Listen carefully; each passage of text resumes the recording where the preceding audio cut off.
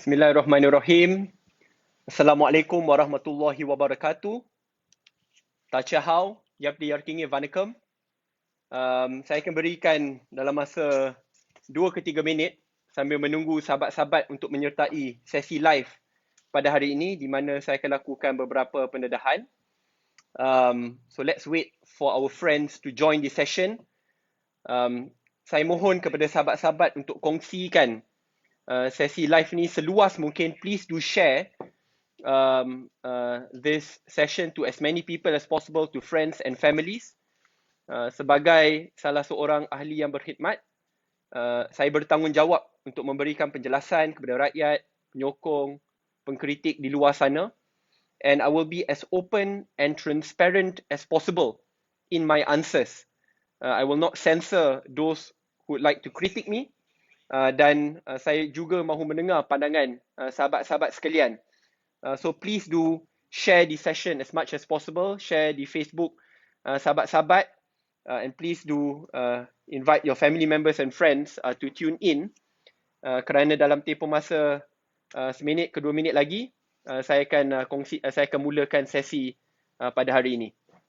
I have a few documents. Saya tahu ini sesi agak santai juga. I have a few documents I like to show. So nanti bila saya pergi ke whiteboard, saya akan bawa masuk phone saya untuk ke dalam. Because I like to show a few things lah. Dokumen-dokumen, bukti-bukti. Supaya penjelasan ini dapat dibuat setelus mungkin dan seluas mungkin. So please do share this session as widely as possible. So let's wait for another minute before we start the session. Thank you very much. Saya tengok di Facebook dah lebih 4,000 live views. Di Instagram dah nak cecah 10,000 live views. So bagi mereka yang menonton sesi ni, kalau ada soalan-soalan kritikal, nanti boleh type di ruang komen dan tim saya akan tolong bacakan. Supaya kita tahulah dan saya juga boleh menjawab sebaik dan setelus mungkin.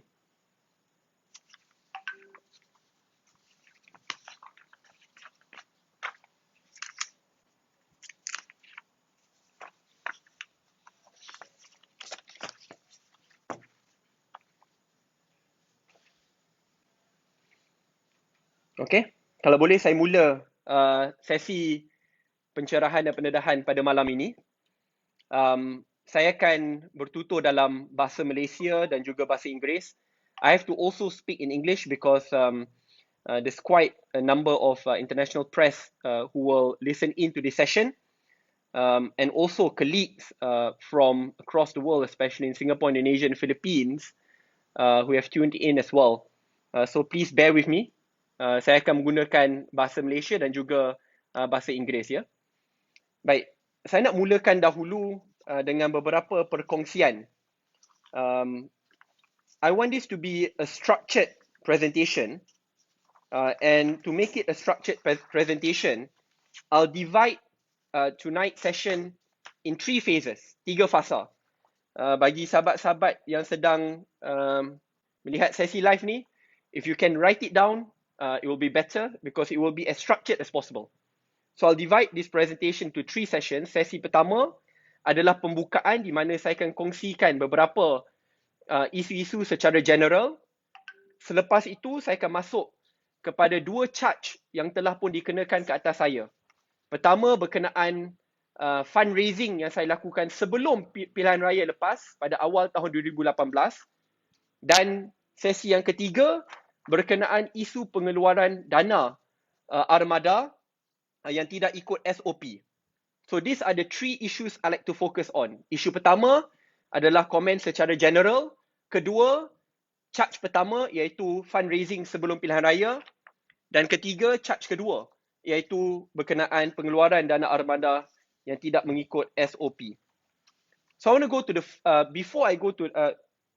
the first part lah. First part adalah pembukaan. Pertama sekali, saya nak kongsikan bahawa sebaik saja saya menyertai politik, niat saya adalah untuk membersihkan politik, merombak landscape politik di Malaysia. Sebab itu, apabila saya menjawat jawatan menteri, saya merupakan salah seorang menteri terawal untuk mengisytiharkan aset.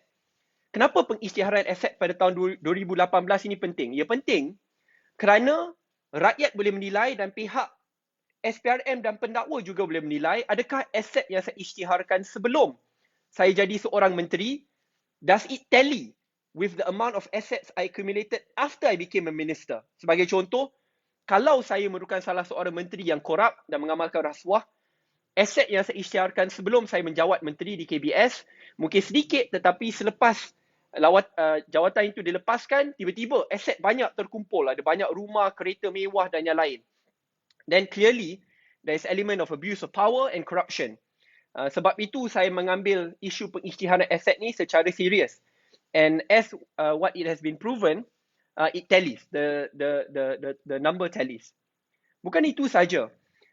Apabila saya menjawat jawatan menteri, saya juga merupakan advokat untuk memastikan bahawa kerajaan melaksanakan Akta Pembiayaan Politik ataupun dikenali sebagai Political Funding Act. Why is this Political Funding Act so important? It is important kerana di Malaysia kini kita masih belum ada Akta Pembiayaan Politik, dan saya ingat saya bangkitkan dalam mesyuarat Jemaah Menteri keperluan untuk adakan Akta Pembiayaan Dana Politik ini bukan untuk pilihan raya umum sahaja, tetapi juga untuk pilihan raya parti. Kerana pilihan raya parti ni, jika tidak ada rules and regulations, di situlah banyak rasuah berlaku.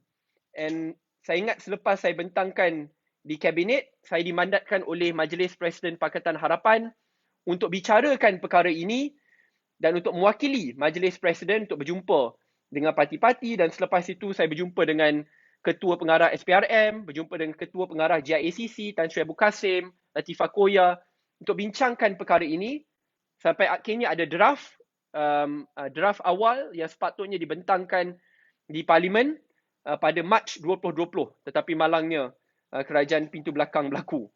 I'm sharing all of this kerana saya lihat tuduhan-tuduhan yang dilakukan, kata seperti saya ni banyak aset, hidup mewah, which is, to be honest, ridiculous. It's a public document yang saya kongsikan. Sebelum ni pun dikongsikan di laman web SPRM. Saya tidak ada rumah yang mewah. Rumah saya adalah joint property owned by me and my parents yang dibeli sebelum saya masuk ke dunia politik pun, atau menjawat jawatan yang berkhidmat dan juga menteri, iaitu pada tahun 2017. Tidak ada kereta mewah, jam mewah, suit mewah. I think for those who know me, they would know me better berkenaan isu-isu ni. With that in mind, saya ingin kongsikan berkenaan siasatan ataupun charge ke atas diri saya. On this matter, ada beberapa komen general comments which I like to make. Pertama sekali, baru pada hari ini benda yang agak pelik lah. And I think you can ask yourself, honestly, this issue. Jika seseorang itu melakukan kesilapan dan warrant to charge ataupun order to charge itu diberikan, mestilah terus akan di-charge sebaik saja mendapat order to prosecute. Tetapi pada hari ini baru didedahkan di mahkamah bahawa order to prosecute telah pun diberikan pada tahun lepas, 1 year ago, pada 4 Ogos.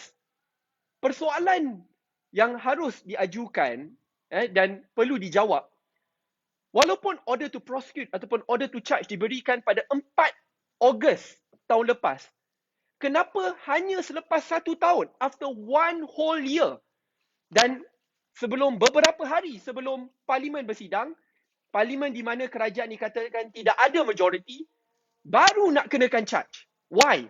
Why wait after 1 whole year? Siasatan dah dilakukan lebih setahun setengah yang lepas. It's been almost 1 year and a half. Order to prosecute ataupun order to charge dibentangkan di mahkamah pada hari ini. Rupanya dah lebih setahun. Mereka boleh tapi mereka tunggu. Runding demi rundingan. Yang mungkin nak lihat jika saya boleh jual maruah prinsip untuk menyertai Perikatan Nasional. Why wait for 1 whole year before you charge? Jika saya lakukan kesilapan, charge. Let me fight you in court. And let the people know the truth. Kenapa hanya nak lakukan beberapa hari sebelum sidang Parlimen berlaku? That is a very serious issue. And if I did any wrong, challenge me in court and I will reveal the truth in court. Kerana isu ini juga, seperti yang dibentangkan pada hari ini, dua-dua charge tidak ada kena-mengena dengan salah guna kuasa ataupun penyelewengan dana rakyat ataupun rasuah yang berkait rapat dengan kedudukan saya sebagai menteri atau apabila saya berkhidmat di dalam kerajaan. You know, if really think about it honestly lah. Kalau saya nak curi seleweng duit, songlap duit, mesti saya lakukan apabila saya berkuasa. When I'm in a position of power. Bukan sebelum pilihan raya, sebelum saya jadi yang berkhidmat atau selepas saya berkhidmat sebagai menteri di Kementerian Belia dan Sukan. Sebab itu saya ingat sebelum ini apabila ada Saitro UMNO kata, saya akan lihat page by page. Dia tengok dokumen-dokumen. Tender-tender di KBS, Kementerian Belia dan Sukan. I said, bring it on. Kerana saya tahu saya tidak pernah dan tidak akan seleweng 1 sen pun. Duit rakyat, duit kementerian, ya. Dan sampai hari ini jelas tidak ada. Ya, kerana saya bukan menteri yang makan kontrak, makan tender, ambil percentage 5, 10, 20% seperti apa yang berlaku secara tradisi sebelum ini. There's none of that. Because I will never do that. Boleh tanya sahabat-sahabat di kementerian, pegawai-pegawai di kementerian, sebaik saja saya masuk di Kementerian Belia dan Sukan, minggu pertama saya panggil SPRM untuk duduk bersama dengan saya. Apa saya lakukan? SPRM datang, mereka cadangkan beberapa penambahbaikan supaya menteri tidak boleh bermaharaja lela dan berkuasa untuk menentukan tender. Apa saya lakukan? Menteri tidak boleh lagi duduk di tender board. Menteri tidak boleh melantik pegawai-pegawai yang dekat dengannya di tender board. Ya, kita lakukan forensic auditing. Kita jemput pegawai SPRM untuk duduk di kementerian. Ya, dan boleh tidak perlu melaporkan kepada saya, boleh terus ke peringkat tertinggi kalau ada salah guna. Ya, saya isytihar aset, pastikan pejabat saya isytihar aset juga. Semua perkara ini dilakukan secara telus supaya kesilapan yang lepas tidak akan berulang lagi.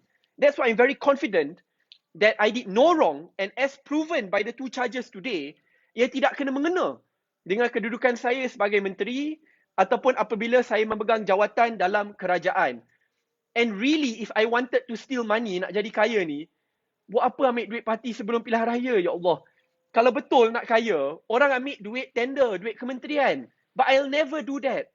Ya, sebab di situlah ada berjuta-juta peruntukan kementerian yang di bawah jagaan saya ataupun tanggungjawab saya lebih 1 billion. But nothing, zero. Apa yang mereka terpaksa lakukan? Mereka terpaksa pergi tengok sebelum pilihan raya. In 2018, ya, charge pada bulan 7, 2021, tapi mereka buka kes April 2018. Okey. Di sini, ia berkenaan kes yang hanya melibatkan parti lama saya. And this is where we need to be fair and transparent in this assessment. Ya. Saya nak kongsikan sedikitlah sebelum saya masuk ke fasa kedua dan fasa ketiga. And this is something which is quite personal to me. Sebab tu saya nak memakan masa sedikit untuk kongsikan lah. Parti Pribumi Bersatu Malaysia adalah parti pertama yang saya menganggotai. Bukan sahaja sebagai ahli, tetapi sebagai salah seorang pengasas. I was one of the 7 co-founders of Bersatu. And since Bersatu was co-founded, dia dalam tempoh masa 2 tahun setengah sebelum pilihan raya. Pada masa tersebut, kalau betul lah duit atau jawatan saja di fikiran saya tidak akan menyertai Bersatu. Kerana apabila saya menyertai Bersatu sebagai salah seorang pengasas, I lost a lot more. And I've gone on record to show this. Saya dibuang kerja. Dibuang kerja sebagai pensyarah. Dibuang kerja sebagai pegawai penyelidik. Dibuang kerja sebagai pegawai dalam kerajaan. Ibu diugut, ayah diugut, anak-anak murid yang saya didik diharamkan untuk mewakili Malaysia di pentas antarabangsa. They cut almost all my sources of income. Tapi saya bernasib baik kerana saya masih boleh mengajar di luar negara. Dan saya ingat, apabila saya menyertai Bersatu, ada orang yang berkata, oh mesti Sadiq ada dapat shares daripada billionaire, tauke-tauke yang dekat dengan Tan Sri. Ada yang kata Sadiq dibayar gaji begitu tinggi. No. And I've gone on record, dan SPRM pun tahu benda ni, dan saya dah dedahkan sebelum pilihan raya lagi. Sejak saya anggotai Bersatu, walaupun saya ditawarkan gaji bulanan oleh parti, saya tak terima. 1 sen pun saya tak terima. For 2 years and a half, bila saya jelajah Malaysia, negeri ke negeri, program ke program, I didn't take party's money. Apa saya lakukan? I still taught abroad, keluarkan duit ASB saya untuk dibelanjakan. Pada masa yang sama, saya rasa sahabat-sahabat armada yang bersama saya sebelum ini pun tahu, ya, tidur dalam kereta, kelisa ataupun kenari, mandi di R&R, pergi ke rumah kawan, buat program di rumah kawan, state by state. Apa fundraising? Adakah parti ataupun Bersatu sebelum ini membantu pergerakan armada? And I can be very transparent here. Tidak ada.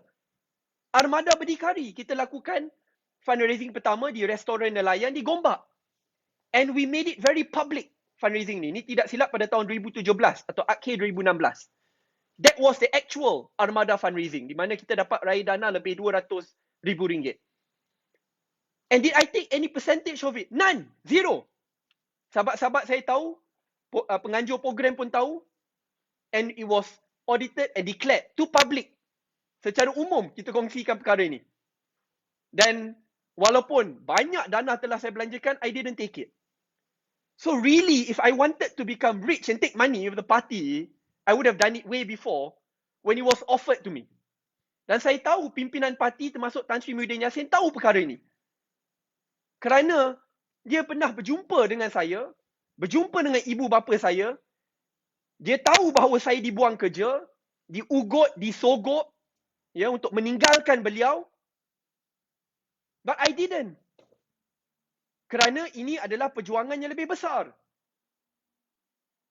The only money which I received adalah apabila parti ingin ditubuhkan dan saya ada bantu berkali-kali, ada dalam RM100, ya, yang diberikan oleh pegawai Tan Sri Muhyiddin Yassin, kata terima kasih kerana turut datang.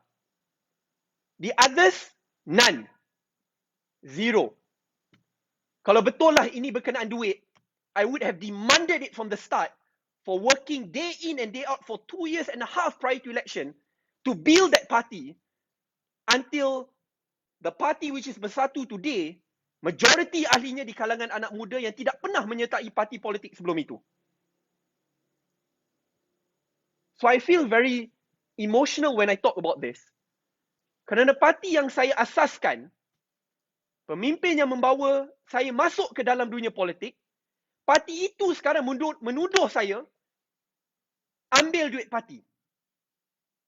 That is the most ridiculous assertion and assumption ever.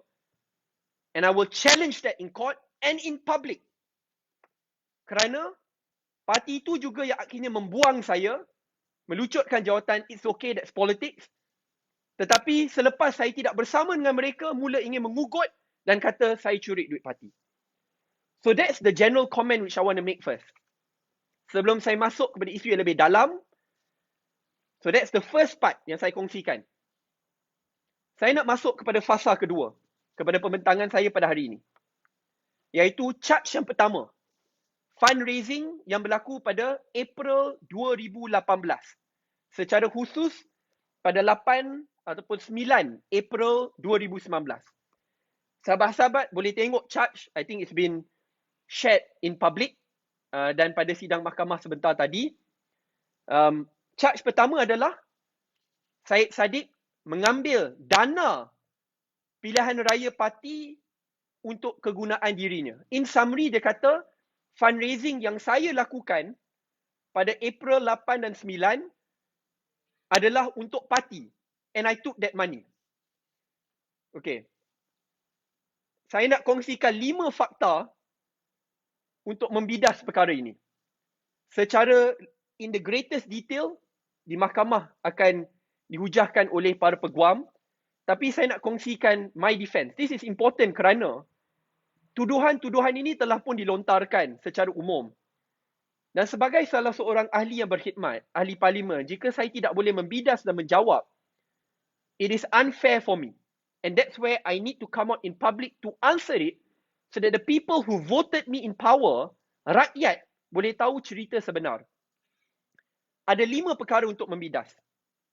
Pertama sekali, jika betul ini adalah dana untuk bersatu, sebab ini tuduhannya ini adalah dana pilihan raya parti untuk bersatu. Fundraising ni fundraising bersatu, bukan fundraising Syed Saddiq. Sahabat-sahabat, khususnya rakan-rakan media, if you can just Google now, bila tarikh bersatu diharamkan atau dinyah daftarkan sebelum pilihan raya. Just do me a favor, for all of you are watching, 14,000 on Instagram dan 15,000 di Facebook, cuba Google, bersatu dinyah daftarkan atau bersatu diharamkan. Dan tengok tarikh bila bersatu diharamkan. Sebab kalau kalian ingat, sebelum pilihan raya, kerana kerajaan BN masa tu agak takut, dia haramkan bersatu pada minit-minit yang terakhir. You will realize, and you can check this, bersatu diharamkan dan dinyah daftarkan pada 3 April 2018. Dan apabila bersatu diharamkan atau dinyah daftarkan or suspended, akaun parti pun akan suspended. Program-program parti pun akan suspended. Dan saya punya fundraising adalah pada 8 ataupun 9 April. So logically speaking and legally speaking, how can this be fundraising untuk parti? Macam mana ni boleh jadi fundraising untuk parti? Parti bersatu diharamkan atau dinyah daftarkan pada 3 April, akaun pun suspended, saya buat fundraising untuk saya pada 8 atau 9 April. Seriously.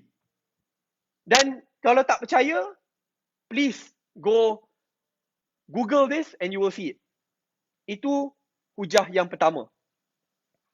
Yang kedua, semua jemputan yang saya keluarkan, and you cannot lie on this, kerana kalau kita edit dekat Facebook, contoh saya buat Facebook posting pada April ataupun March 2018, jemput orang, tolong datang kepada fundraising saya, tolong bantu, tolong sumbangkan. Kalau ada edit, saya rasa sahabat-sahabat pun tahu, boleh check, oh this is an edited caption. So saya pun boleh cakap, oh saya tipu pada saya edit. You can check it. Kalau sahabat-sahabat rajin, boleh check di Facebook personal page saya pada tahun 2018, April 2018. Ini adalah poster dan ini adalah caption bagi fundraising saya. Saya nak kawan-kawan cakap kat sini, ada tak gambar armada? Ada tak gambar bersatu? Apa nama caption dia? Fundraising Battle for Johor. Apa caption dia? Saya tolong bacakanlah. Kalau betul lah caption ni saya kata, tolong sahabat-sahabat, ini adalah fundraising untuk armada atau fundraising untuk bersatu. Tolong sumbangkan kepada armada dan bersatu, mesti ada tulis. Apa caption dia? Parliament will most likely be dissolved in a week. As a newcomer in politics, I'll be fighting an uphill battle as I'll be going against political giants who are well-financed and overstaffed. All this while, I've been using my own life savings and monthly salary to conduct programs and activities all across Malaysia. And I don't take a single cent from Bersatu for my personal use. No allowances, no dodgy contracts, no shares in any established company. Why do I share this? Dia ada post panjang je. Kerana saya jelas kata bahawa this is my fundraising. Tolong saya raih dana for my elections or for my political purpose and usage. Kalau saya nak tipu, mesti dalam semua sebaran social media, sahabat boleh tengok di Instagram, di Facebook ada, di Twitter pun ada. Saya tahu sahabat netizen ni memang power dalam dia punya investigative skills. Bila tengok cara dia dedahkan berkenaan menteri yang break SOP, kata makan durian tahun lepas, dia so good dedahkan. So I'm an open book. Boleh semak. Tengok balik post-post lama fundraising saya. Ada tak saya kata, oh ini fundraising ni sepatutnya untuk parti. This is for, masa tu saya dah dimaklumkan oleh Tun dengan Tan Sri, saya akan dicalonkan di Johor dan selepas itu saya dimaklumkan secara khusus dicalonkan di Muar.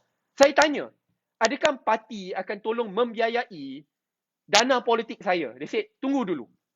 Kita belum pasti. I mean, kita dekat parti pembangkang. Saya bukan datang daripada keluarga yang kaya. Saya bukan menteri sebelum ini. Ya, saya tidak ada tycoon tauke yang back up saya. Pada tahun 2018, I had to go to the public to ask for support. Right? So when I did ask for support, suddenly it is wrong. And now mereka boleh kata ini adalah duit parti. So itu kedua, hujah kedua. Hujah ketiga, and this is the most interesting part. Kalau betul ini adalah duit parti ataupun fundraising parti, kenapa Yang Amat Berhormat Perdana Menteri pada masa tersebut, Presiden Parti Pribumi Bersatu Malaysia hadir ke fundraising saya? Kedua-dua fundraising. Satu di Palma Hotel, kedua di Muar. Jemputan yang dipanjangkan adalah jemputan dari saya. Bukan di atas kapasiti Ketua Armada, bukan di atas kapasiti Bendahari Bersatu, tapi sebagai Syed Saddiq, calon di Johor, ahli Parlimen Muar. Dan terus menyumbang directly to me.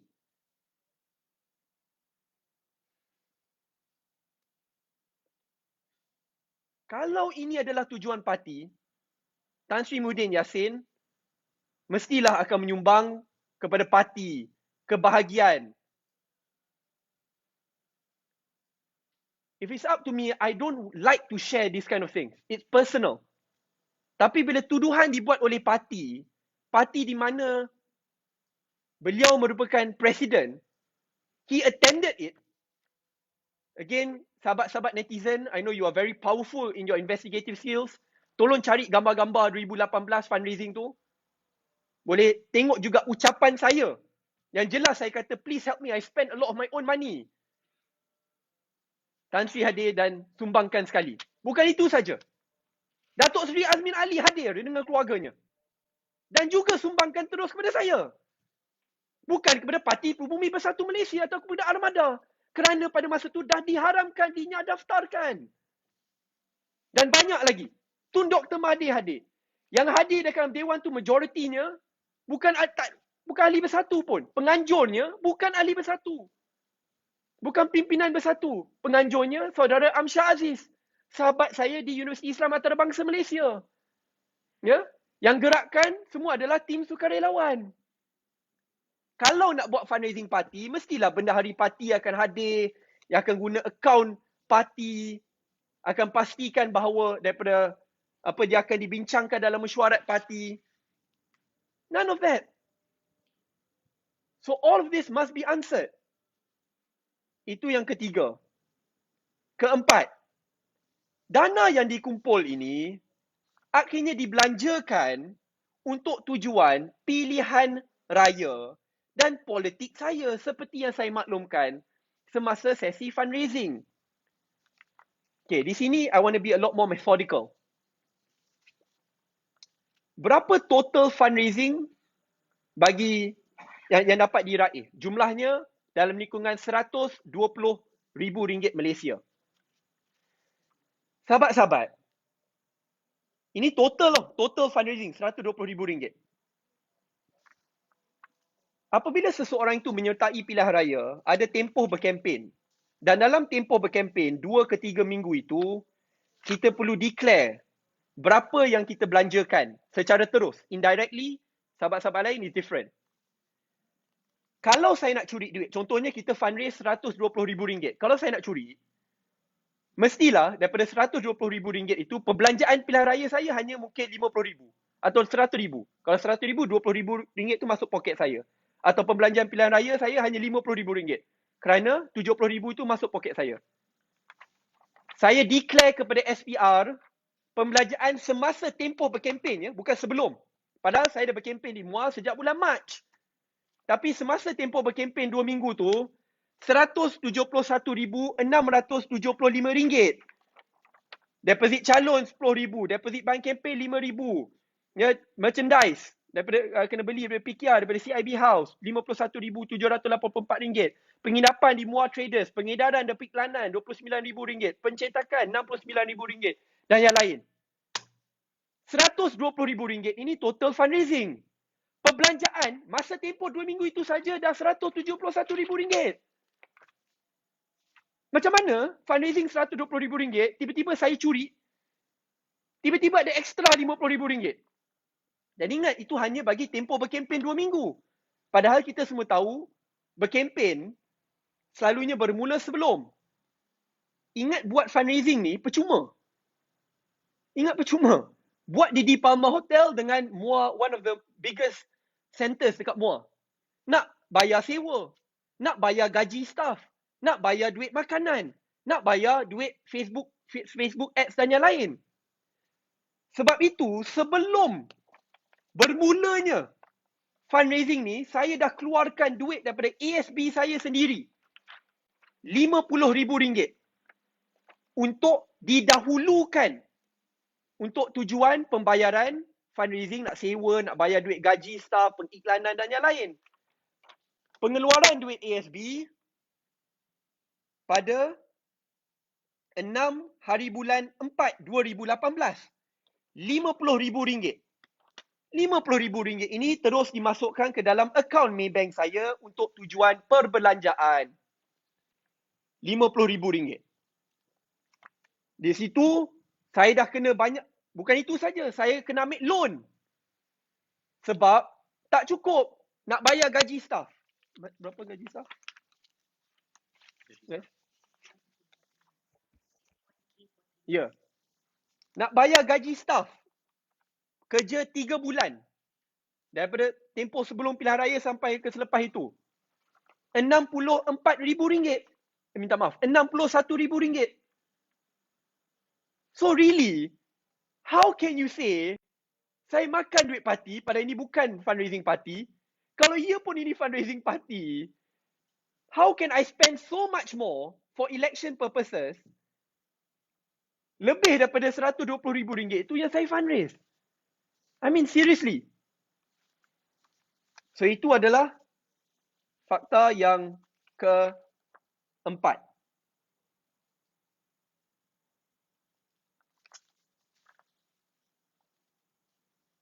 Ya, dan fakta kelima yang saya kongsikan sebentar tadi, saya ada lakukan pinjaman untuk pilihan raya kerana saya sahabat-sahabat dalam Bersatu akan tahu, Bersatu tidak bantu calon sampai ke minit-minit yang terakhir. So apa, kita nak mula berkempen seminggu, 2 minggu sebelum pilihan raya? You kidding me? Sebab itu saya lakukan pinjaman untuk pilihan raya yang saya langsaikan pada bulan Disember 2018. Dan pada masa yang sama keluarkan dana RM50,000 yang didahulukan saya dari ASB saya.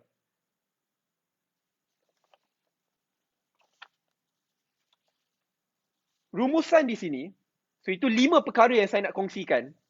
Ini baru pasal charge pertama. You need to ask yourself, and this is a very serious issue. And that's why I'm a strong advocate of political reforms. Kerana sampai hari ini kita tidak ada akta pembiayaan politik. Kalau kamu, bayangkanlah, okay, saudara yang sedang menonton pada hari ini, ingin jadi seorang calon. Kamu tidak datang dari keluarga yang kaya, kamu tidak ada sokongan tauke dan taikun, kamu tidak datang daripada parti yang boleh tolong tangani perbelanjaan pilihan raya. How are you supposed to fundraise? Seriously. Dan soalan ini saya pernah tanyakan. How can I fundraise? Ya? Parti tak boleh. Kerana parti masa tu dah diharamkan atau dinyah daftarkan. Nak harapkan tauke dengan taikun, tak boleh. So, bila saya pergi buat public fundraising, kalau itu pun salah, we have to think, what kind of a political system do we want to create in Malaysia? Do you want to create a political system in which there is a state capture, in which the rich of the richest will dominate and control every single candidate who win and loses? Or do you want to return the power back in the hands of the people to decide, assist, fund, and move us forward? And that's the method which I pick. So itu rumusan 5 perkara berkenaan charge pertama. Kedua, berkenaan pengeluaran dana armada pada tahun 2020 apabila saya tidak berkhidmat lagi sebagai menteri yang tidak dibawa ke dalam Majlis Pimpinan Tertinggi MPT. Seperti kupasan saya yang lepas, 5 rumusan di sini. Okay, just to be clear supaya semua tahu, mungkin ada yang tak ikut. Dibincangkan di mahkamah sebentar tadi bahawa charge kedua, saya Syed Saddiq sebagai ketua armada mengeluarkan dana RM1 juta daripada akaun armada tanpa membawa pengeluaran tersebut ke Majlis Pimpinan Tertinggi. Sahabat-sahabat, ada 5 perkara. Pertama sekali, saya dah kongsikan sebentar tadi, saya merupakan salah seorang pengasas Bersatu. Sejak penubuhan Bersatu, saya rasa 5-6 tahun yang lepas, sampai ke tarikh saya dipecat oleh parti, tidak pernah sekali pun Presiden Parti Pribumi Bersatu Malaysia atau pimpinannya membentangkan mana-mana pengeluaran dana parti. Nothing. Bila pilihan raya kecil, Tanjung Piai, dia belanjakan juta-juta. Tak pernah bawa ke MPT. Pilihan raya umum, dapat duit juta-juta. Tak pernah dibawa. Saya tahu kerana saya pengasas, ahli biro politik, ahli majlis pimpinan tertinggi. Tak pernah. Sebab itu Tun Dr. Mahathir hari ini ada mengeluarkan kenyataan dan saya kena cakapkan terima kasih kepada Yang Tun kerana dia merupakan pengerusi Bersatu. Dan dia tahu daripada sebelum pilihan raya, dana jutaan ringgit ini, ya, bila diberikan kepada Presiden, diberikan kepada bendahari, tidak pernah dibentangkan dalam MPT Bersatu. Pengeluaran dana lagilah tak pernah. So where is the fairness here? The President is set by the Supreme Council and by the top leadership of the party. Kalau betul, semua pengeluaran dana perlu melalui Majlis Pimpinan Tertinggi, kenapa pimpinan tertinggi yang lain tak lakukan sebelum ini? Dan saya kena ucapkan terima kasih kepada Tun kerana bersetuju untuk menjadi salah seorang witness dalam perkara ini. Because it will be important. Dan akan ada banyak lagi pimpinan Bersatu yang bersama sebelum ini who will testify on this matter. Ramai kerana mereka sendiri tahu. Itu baru yang pertama. Yang kedua, duit 1 juta ni bukan hilang. Ya? Dan tidak ada bukti langsung and you can see in the charge today. 1 sen pun tak masuk ke poket saya. 1 sen pun tak dijumpai dengan saya ataupun diguna untuk beli kereta saya atau untuk beli rumah atau untuk tujuan peribadi saya. Bagaimana kita buat? Sebab, sahabat-sahabat, nak keluarkan dana 1 juta ni, mana boleh pergi bank? Saya, Syed Saddiq, pergi ke bank dan kata, Brother Bank, boleh tak saya keluarkan 1 juta sekarang? Ada prosedurnya. Ya? Perkara ini dibincangkan di antara G5 Armada. Sebab itu, apabila SPRM kata, ini salah, G5 Armada ada keluarkan kenyataan pada tahun lepas, Jun. Armada keluarkan kenyataan kata ini adalah dana armada. Dan dalam perbincangan tersebut, dia nak harapkan kita buat mesyuarat fizikal, MPT, tolong fikirkanlah, tengok tarikh. Tarikh pengeluaran tu masa tempoh lockdown COVID. COVID dah dekat. COVID was closed. So nak ada apa? Physical meeting. Tiba-tiba nak keluarkan dana, orang lain tak boleh bermesyuarat, tiba-tiba Bersatu bermesyuarat nak keluarkan. Come on. Ya? Yeah? So G5 Armada bincangkan virtually dan kata kita perlukan bantuan untuk bantuan COVID dan bantuan Aid Fitri. Sebab itu perbelanjaannya setiap sen ada. Setiap sen ada. Perbelanjaan, saya ingat dalam beberapa ratus ribu untuk tujuan pembelian barang asas yang diagihkan kepada semua kawasan parlimen Bersatu. Ya. Bukan itu saja. The remaining amount was meant to be spent as well for this reason. So itu perkara yang sangat penting. Dan itu perkara yang kedua. Perkara yang ketiga,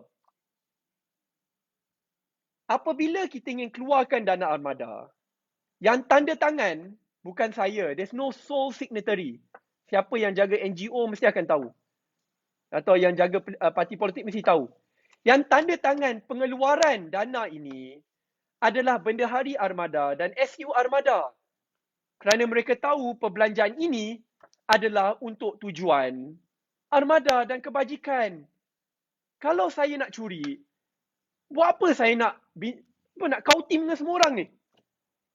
Mesti saya keluarkan diam-diam seorang. Mengapa yang menandatangani pengeluaran cek ini bukan saya? I was not the signatory.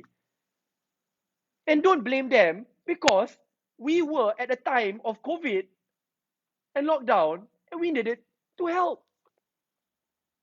Itu adalah yang ketiga. Yang keempat,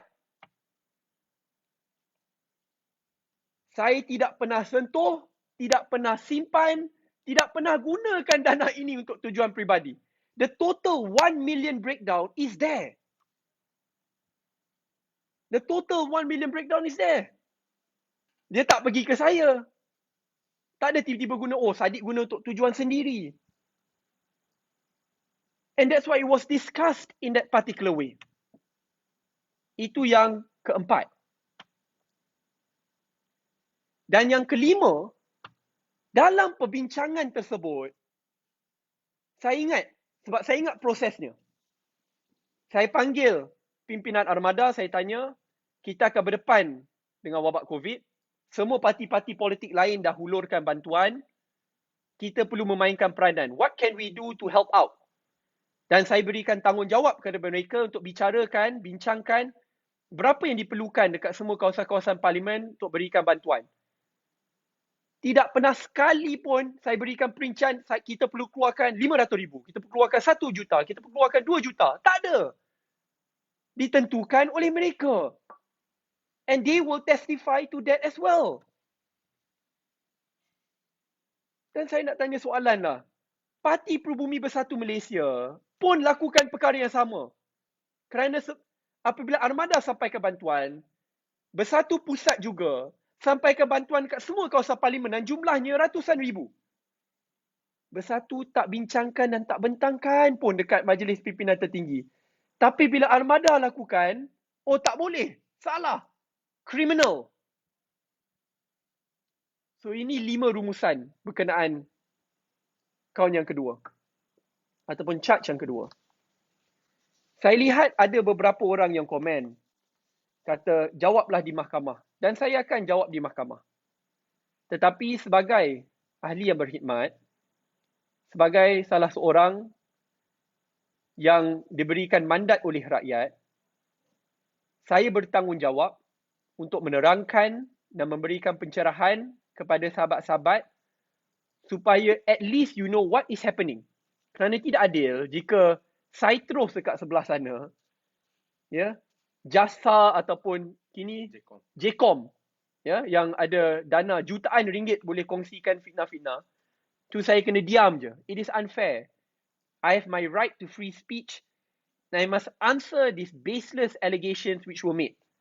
Seperti duit 1 juta tu hilang masuk poket saya. Walhal dibincangkan dengan pimpinan, dikeluarkan tanda tangan bukan oleh saya tetapi oleh Bendahari dan juga SU, dibelanjakan setiap sen, the total breakdown ada. So I have to explain this. That's the least I can do. Will I fight this in court? 110%. And I have faith in the judge, in the judges, in the court system. As a proud Malaysian, I have faith that the judiciary is strong and independent and will do what is right. And I will adhere to what they say. Saya hormati proses mahkamah, sebab itu saya harap sahabat-sahabat yang menonton jangan keluarkan kata kesat kepada hakim ataupun kepada mahkamah proses pengadilan. Let us go through that process. Ya. Tapi saya perlu menjawab sebagai ahli yang berkhidmat, yang diberikan mandat oleh rakyat, dipilih oleh rakyat, kepada pihak Perikatan Nasional dan Citrus JCOM yang dibayar puluhan juta based on the baseless allegations which they made. So, itu adalah 3 summaries yang saya lakukan. Pertama, the general comments yang saya kongsikan. Kedua, berkenaan charge pertama, fundraising pada 2018. Dan ketiga, charge kedua berkenaan isu dana armada yang dikeluarkan tidak ikut SOP. Sebelum saya masuk ke sesi soal jawab Q&A, I just want to share this lah. I have to talk about this and it strikes a personal chord at the heart lah. Because, I mean, this is the kind of old politics which we should remove from Malaysia. Politik lama, politik tua. Bila kita cakap politik tua ni, ia bukan soal umur. Tetapi gaya politik yang lama. Apabila seseorang itu tidak menyokong kerajaan atau tidak bersama dalam parti politik mereka, terus dituduh dan kenakan charge. Kalau saya buat salah, fundraising 2018 yang Tan Sri Muhyiddin hadir, Datuk Sri Azmin hadir, kenapa baru nak kenakan saya bila saya dibuang parti? Diorang hadir, they were there. Yeah? So please be honest and fair in this assessment. Dan kalau betul lah saya ni jahat sangat nak curi duit, I would have done it in KBS. Duit kontrak, tender. Tapi kenapa saya keluar daripada tender board? Pastikan pegawai saya tak ada dekat tender board. Buat semua open tender. You can check. Kerana saya percaya kepada kebolehan penjawat awam untuk menentukan siapa yang berhak dan siapa tidak berhak. Bukan saya. I'm not the expert. They are.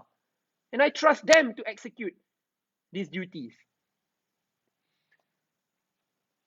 So, to be honest, I'm not, for this session tonight, I'm not interested to single out anyone.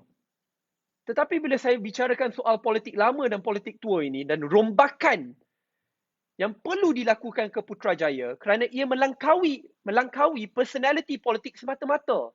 Tak guna kita tukar parti politik, tak guna kita tukar kerajaan, tidak guna kita tukar personality atau Perdana Menteri jika political reforms or the overhaul of the way of doing business as usual in Putrajaya itu tidak berlaku.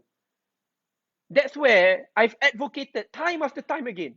Decentralize power, kurangkan kuasa Perdana Menteri, pelantikan ketua pengarah SPRM, polis dan lain-lain, lalui parlimen, bukan hak bidang kuasa Perdana Menteri semata-mata. Berikan peruntukan yang adil kepada semua ahli parlimen supaya politik wang itu dapat dikurangkan. Laksanakan akta pembiayaan politik yang sepatutnya diperkenalkan pada Mac 2020 tapi dibatalkan sebaik saja kerajaan bertukar. I advocate for the systematic or systemic reforms kerana ia akan melangkaui sesiapa pun yang membentuk kerajaan. Sebagai contoh, kalau selepas ini ada pertukaran kerajaan, Perdana Menteri tidak boleh lagi menggunakan kuasanya untuk menekan sesiapa kerana SPRM akan melaporkan kepada Parlimen bukan kepada Perdana Menteri. Kerana selepas ini kalau ada orang nak buang ketua pengarah SPRM, tak boleh, kena melalui Parlimen. Supaya selepas ini, ya, kalau ada isu pendanaan politik, tak adalah kita kena guna cara lama. Dan cara lama ni, sahabat-sahabat, if you know how they did it, orang-orang ni, pemimpin-pemimpin parti ni, dia pergi jumpa dengan tauke-tauke, taikun-taikun. Okay, saya kasih kontrak ni, 10%, 15% pergi ke parti. Itu kalau pergi masuk ke akaun parti. Seperti banyak kes dibicarakan di mahkamah, banyak tak masuk ke akaun parti, pergi ke akaun pribadi. Saya yang masuk ke akaun parti, dikeluarkan dari akaun parti, boleh kena sabit. I mean, seriously. If anything, this tells young politicians, lain kali dapat duit, jangan masuk ke akaun parti. Ya. Ikut cara lama. Masuk akaun proxy, masuk akaun pribadi, belanjakan. Tak apa. But that's wrong. I don't want it to happen. And I want change to happen. And I will make sure that my case will be the watershed or the turning point to ensure that these institutional reforms must and will take place. Dan saya tidak takut, tidak gentar kerana saya yakin bahawa nama saya akan dibersihkan di mahkamah dan saya mahu perubahan sistematik itu berlaku. And I feel very strongly about it. So itu adalah rumusan daripada saya. Saya berharap sahabat-sahabat kongsikan video ni seluas mungkin. Please share, please comment. Please share this to your parents, to your family members, to your friends. Kerana saya tidak ada kawalan seperti JCOM, seperti Kerajaan Perikatan Nasional, ke atas TV3, kepada media-media kepada media-media tiada. Saya tidak ada dana puluhan juta ringgit. Ya, orang COVID tengah susah, tengah mati, dia beri duit dekat JCOM puluhan juta. JCOM ni cyber troopers mereka. I don't have that level of influence. But what I do have, and I hope what I can have, is your support. To share this as widely as possible. Because I want to send a clear message. Lagi ditekan, lagi saya lawan. If they ever thought that this threat, intimidation will weaken my resolve to push forward to reform Malaysia, they are categorically wrong. If anything, this will strengthen my resolve more than ever. After more than 1 year of them trying to court me into Bersatu again or to join Perikatan Nasional, it has failed. And finally, I will have my day in court. Saya masuk politik untuk bersihkan politik. Saya ingin membina sebuah negara di mana semua rakyat Malaysia, tidak kira agama ataupun bangsa, tidak kira fahaman politiknya sekalipun, bangga untuk memanggil Malaysia sebagai rumahnya. Rumah kita. Our home. A home which we will build together. And it is that kind of overhaul, reforms, systematic change which we must institute in Malaysia to ensure that these kinds of intimidation, threats will never ever happen again. Because despite what they do to me, and despite how personal it is, because it came from political leaders who brought me into politics, and the party which I first joined, the party which caused me to lose my jobs, the party which caused my family members to be threatened in the most personal ways possible. If I were back in power, I'd never pray for them to go through what they did to me. Because I believe it is wrong, and I will not do this to any of my political opponents and enemies. And that's why I've always advocated for the reforms and for the process to be clean and transparent. So itu jawapan daripada saya dan rumusannya. I'm a very structured man, so kalau ada tadi yang tulis nota je boleh dapatlah rumusan general, the 3 parts. Opening statements, rumusan 5 perkara bagi charge pertama dan rumusan 5 perkara bagi charge yang kedua. So now let's go to sesi soal jawab bagi mereka yang ingin mengajukan soalan. I'll try my best to entertain as many as possible, ya. Okay. Kita tengok soalan Facebook ya. YB ada soalan tanya, macam mana untuk seorang ahli politik membiayai kos untuk berkempen?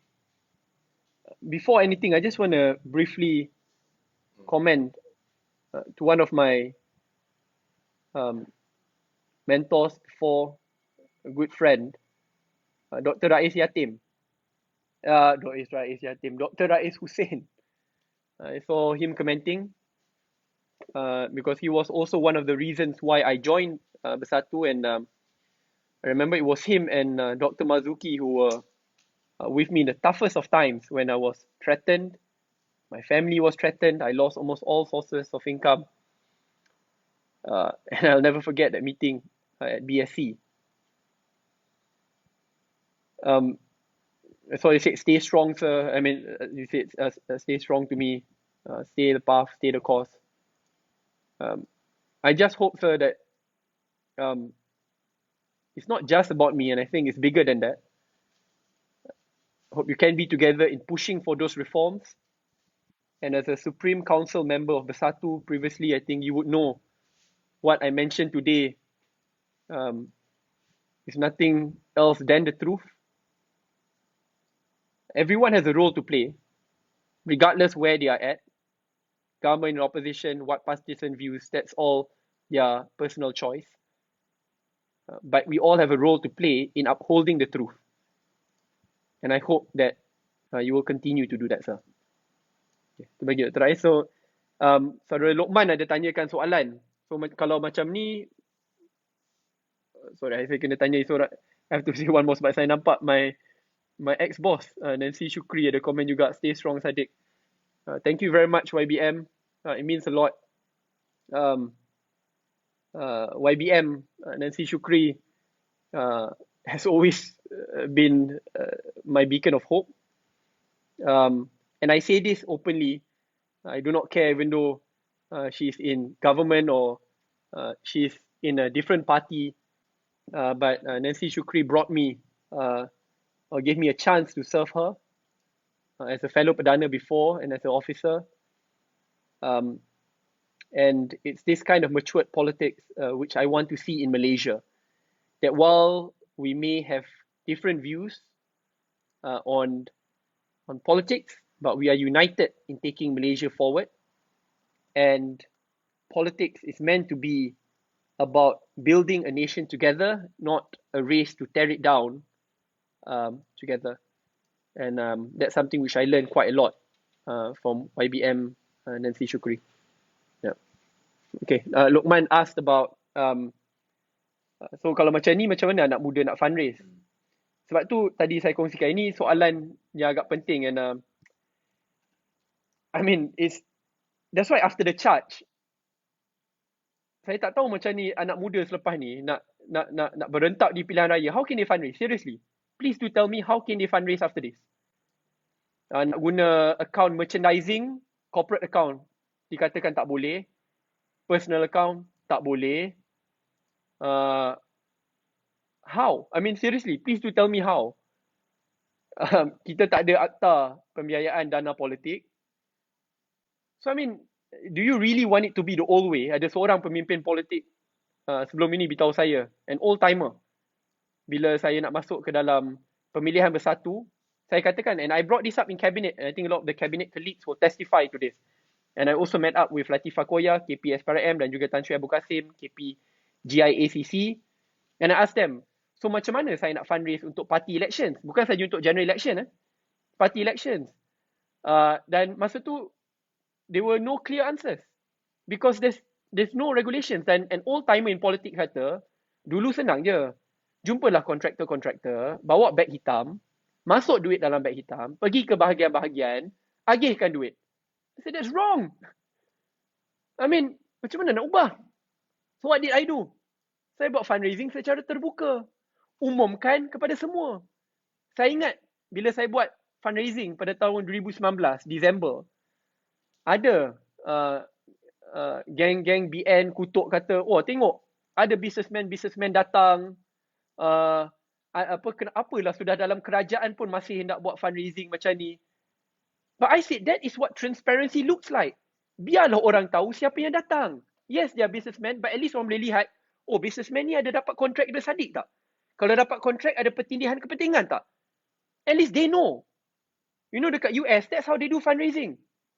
You boleh tengok Barack Obama, siapa yang fund Barack Obama? Siapa fund Bernie Sanders, Hillary Clinton? Di situ boleh nampak, oh these are the big corporates, big oil, big pharma who funded these people. Dan di situ rakyat boleh menilai, ada tak pertindihan kepentingan? When I try to do the same, orang kata, oh, it's wrong. I mean, if we don't dare to speak about transparency in political funding, we won't go far. Sebab itu bagi anak muda, cadangan saya, I mean, really we need to get this political funding act through quickly. And we should have gotten it, the bill or the draft is there on the table. Kerana sepatutnya dibentangkan pada Mac 2020. But in the meantime, we have to learn how to rely less on the tycoons and on the billionaires. We cannot say no. They all have an influence to play. But we need to reduce it. Sebab tu crowdfunding ni memainkan peranan yang penting.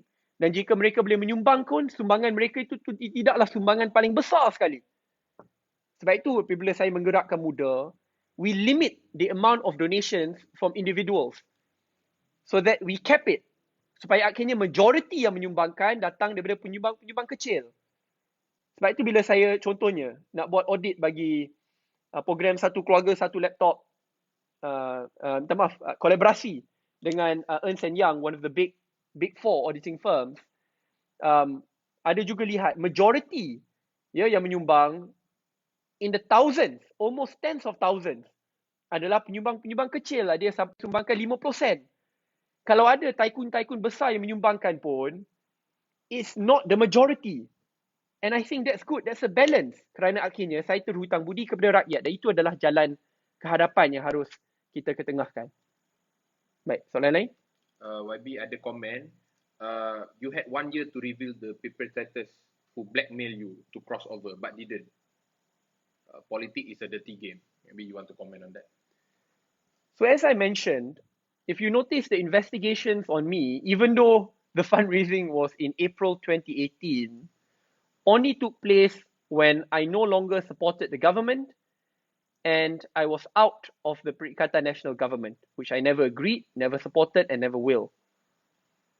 Then that already creates a lot of questions, especially when today in court, it is proven that the order to charge was given during the first week of August 2020. However, I was only charged after 1 year. And in between, many political personalities and leaders come forward asking me to join Perikatan Nasional. On this matter, I will go detail in my following suit, which I will discuss with my lawyers and we will go public with this. Wait for it. It will be interesting, but rest assured that the public will know, I'll be transparent, and justice will come.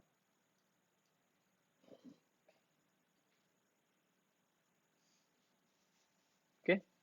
Saya nampak saudara Hermi ada komen banyak kali. Terima kasih Hermi. Hermi ni je mulut dia agak luar biasa. But he speaks from the heart. Itu yang penting. Dan sebagai anak muda ni, biasalah nakal. But always speak from your heart. That's most important.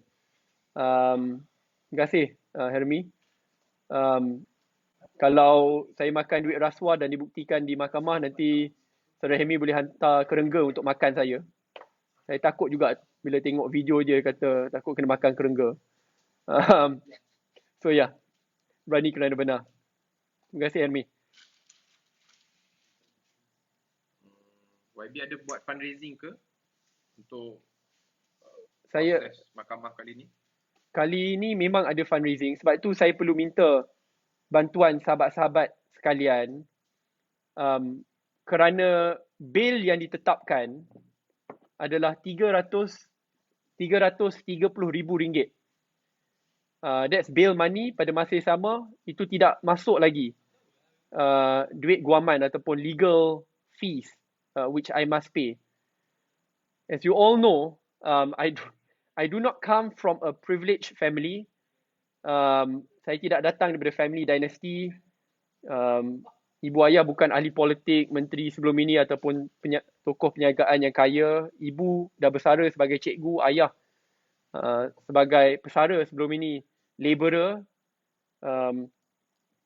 And as you also know, I've spent at least 3 months of my salary since COVID to help the underprivileged in Muar. Sebab tu hari ni bila bail amount was set at 330,000, it's painful. But I respect the court, I respect the judge, and I must meet it. So I really do need your help. I sincerely plea for your help to contribute. Link bagi derma telah pun saya kongsikan di ruang komen. Please do share the link to family and friends. Even if you contribute 50 cents to RM1, but if tens of thousands contribute that amount, we will reach that amount, and hopefully I can pay the court. So I really do need your help. The court has given me until Tuesday to make that payment. So I have only a few days to raise it. I think about 3 to 4 days. So please do spread this message. I sincerely request for your help. All this while, I've asked for help for others, for the underprivileged in Muar, for students from B40 families, for families who suffered from floodings in Muar. This is one of the rare occasions where I seek for your help to help me for my bail money and also legal fees. I sincerely ask for your help. YB, komen daripada Ulia Husamuddin. Syed Saddiq, I will also be more than happy to be a witness in the hearing. Not even one time has finances been presented in the Supreme Council meeting. Heck, not even for by-elections. I urge other ex-MPT of Bersatu, if you have an ounce of dignity, to also come forth. Maybe you can comment on that. Yeah. Thank you very much, Ulia. Saudara Ulia Kamah komen to confirm bahawa tidak pernah ada pengeluaran dana parti yang dilakukan oleh pimpinan tertinggi Bersatu ataupun presiden semasa pilihan raya ataupun pilihan raya kecil yang dilakukan. Thank you very much, Ulia. Ulia juga merupakan bekas majlis pimpinan tertinggi Bersatu. Tun pun katakan perkara yang sama dan Tun Dr. Mahathir merupakan pengasas dan juga pengerusi Bersatu. And I hope that many others in Bersatu who have a moral conscience to testify to this as well. Tadi saudara Dr. Rais pun katakan perkara yang sama. Because I don't expect you to give favours to me, to release me, no. But just tell the truth. That's the least that can be done. Because the truth is all I want. And treat me like how you treat others in the party then. So terima kasih saudara Ulia for confirming. Baik, saya rasa maybe one last if you kita ambil satu soalan yang terakhir. From Farhan, dia minta tanya, YB, with the current situation of having a backdoor government, COVID and etc., Malaysia seems to be regressing and heading towards a failed state. Many anak muda are upset and are wondering, what can we do? What can we do, YB? First thing first, to the youth of Malaysia, never lose hope. What they want is to break our resolve to change Malaysia, to overhaul Putrajaya. We need to have that level of hope and faith that we will power through these tough times. Malaysia is not a perfect country. We are on that destination to become a greater country. And for that to happen, the youth of Malaysia must always partake in that nation building process. Not all will join politics. Some will become doctors, engineers. But we all have a role to play. And that's why when it was fellow Malaysians who ran the Kita Jaga Kita campaign bendera hitam, bendera putih, untuk sampaikan bantuan kepada orang susah tanpa diminta pun. That clearly shows that this is our home and that we are building this home together. And to me, that's the kind of spirit and enthusiasm which young people should have. And that's what gives me hope to continue to fight for Malaysia no matter what the odds and risk come my way. Sebab itu juga saya menubuhkan muda, bukan sahaja untuk anak muda, tetapi bagi mereka yang berfikiran muda, iaitu a disruptive thinking to change and reform Malaysia, open to all, regardless of race and religion. So demand not just for personality changes, but for a systems change. That is most important. Perubahan sistem. Kerana sistem itu akan berkekalan dan melangkaui personality politik semata-mata. And let us all come together, regardless of our politics and partisanship, to demand for these systematic changes to move Malaysia forward. This is our home, together, forever. Okay. Thank you very much everyone. Ini sesi penjarahan dan pendedahan yang pertama. At this height, 15,000 di Facebook, 15,000 di Instagram. Terima kasih. I know it's not easy for you to stay tuned live sampai lewat malam. Thank you for listening to my side of the story. Saya akan membela diri saya di mahkamah, tetapi pada masa sama saya perlu jawab di sini juga kerana ia adalah tanggungjawab saya untuk menjawab di sini. Saya tak suka lari daripada soalan. Salah seorang ahli pimpinan UMNO, Sir Azri, walaupun orang kenali dia sebagai Papa Gomo, tapi baru-baru ni di mahkamah dia kata bukan Papa Gomo, walaupun dia dah kalah kes rasuah sebelum ini masa berkhidmat di PDRM, dan juga kes fitnah Datuk Seri Anwar Ibrahim, kena bayar dah nak RM1 juta sebagai Papa Gomo. Tapi tak apa, kita panggilnya namanya Sir Azri. Dia kata, YB kenapa takut nak cakap pasal duit yang hilang di rumah? Saya tak takut. Sebab itu bila saya dipanggil ke SPRM berkali-kali, saya dan keluarga saya dipanggil berkali-kali, segala jenis kenyataan, segala jenis slip bank, gaji, semua telah pun disampaikan. Dan kalau saya salah, they would have charged on this matter. Sifirnya mudahlah. Firstly, yang orang kata 250,000 tu dah salah.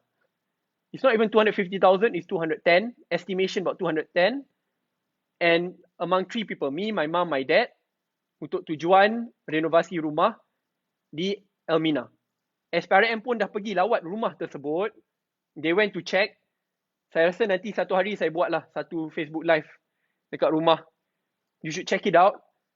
Saya tak tahulah kalau, saya sakit hati bila tengok rumah-rumah ahli politik BN bukan main luar biasa macam mahligai. Lepas tu, dana renovasi dijadikan isu. Walhal, saya mungkin saudara Papa Gomo boleh tanya, harga jam pimpinan BN berapa? Harga jam mereka saja dah 2 kali ganda harga rumah, bukan harga renovasi. Harga rumah saya. Oh, mungkin boleh tanyalah, ya. Dan bagi diri saya, as I've declared my assets. Ya. Declared my assets, dan di situ boleh check. Bila saya berkhidmat sebagai menteri 22 bulan, gaji RM55,000. Tak termasuk lagi allowance lain. Bila diberhentikan sebagai menteri, dapat bonus. Bukan bonus lah, tapi particular payment dalam RM180,000. Dah nak RM200,000 diberikan kepada saya dan kepada menteri-menteri lain. Dana percutian setiap tahun ada dalam 70 ke RM80,000. I can be very transparent. SPRM pun dia tanya, bagaimana kamu belanjakan? Saya tak ambil first class flight ticket, pergi ke UK, belanja dekat Harrods. Masa tu bila dapat dana RM80,000 ini, saya naik Air Asia. Flexi seat pun saya tak ambil. Saya ambil seat paling murah because I'm a very frugal person. Lepas tu tempah hotel bukan hotel ataupun yang mewah harga puluhan ribu. Di Phuket, Thailand. Lepas tu saya cuti, banyak dekat Langkawi. Pergi dekat Sabah. So, kos dia sangat rendah. Bila saya dapat AP kereta, saya tak jual. Saya tak beli kereta mewah. I don't have any foreign cars. Tak ada. Sebelum ni bila nampak saya bawa kereta Honda Civic tu milik ibu bapa dan abang saya sejak tahun 2013 atau 2014. So, don't worry bro. I'm not afraid to answer this question. I've answered it, saya rasa dah berpuluh kali. So kalau salah, boleh sabit.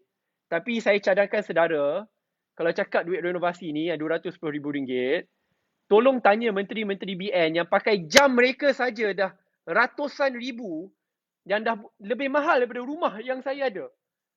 Harga kereta mereka lagi mahal daripada rumah saya.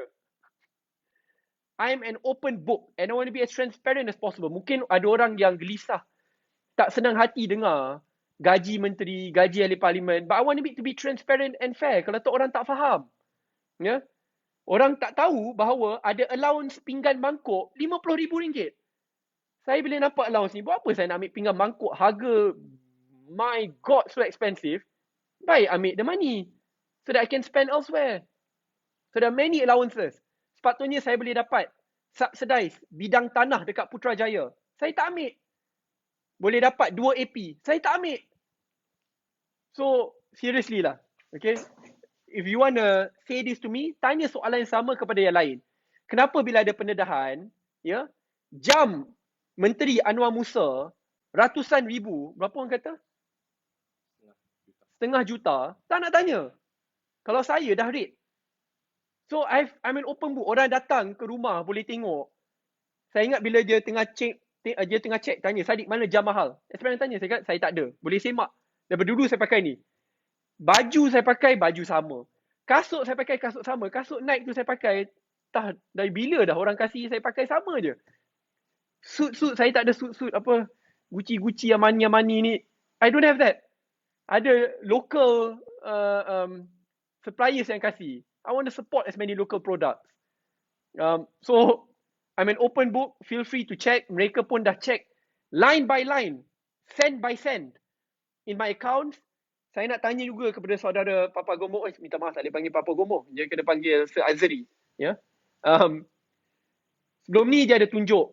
Dia belit. Muka surat, tender.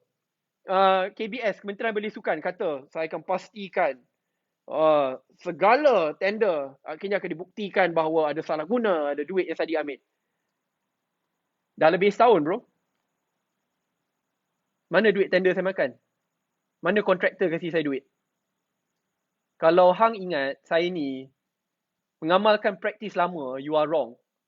Saya masuk politik untuk bersihkan politik. Bukan untuk jadi kaya, bukan untuk makan duit kroni tender. Tak ada. Saya tak ada share-share seperti ini. Ya, saya tak ada proxy, saya tak ada akaun luar negara, ya, milik keluarga saya atau milik saya, ada jutaan ringgit, tak ada. I've declared everything. And I want it to be as open and transparent as possible. Berani kerana benar. Itulah pegangan hidup. Bila saya masuk politik untuk bersihkan politik, saya tidak akan berhenti sampai Malaysia insya-Allah akan jadi negara maju dan negara yang semua rakyat Malaysia bangga untuk panggil my house, rumah kita. Terima kasih semua. It means a lot. Your support means a lot. I really hope you can help to contribute to my bail money and to my legal fees. Dan tolong kongsikan message ni seluas mungkin kepada keluarga dan sahabat-sahabat, kerana saya tak ada duit puluhan juta seperti JCOM untuk sebarkan fitnah. This is your help is priceless. Terima kasih. Esok kerja jalan seperti biasa, kena ke Muar, ada lagi 3 trailer besar, 2,500 food baskets yang akan disampaikan.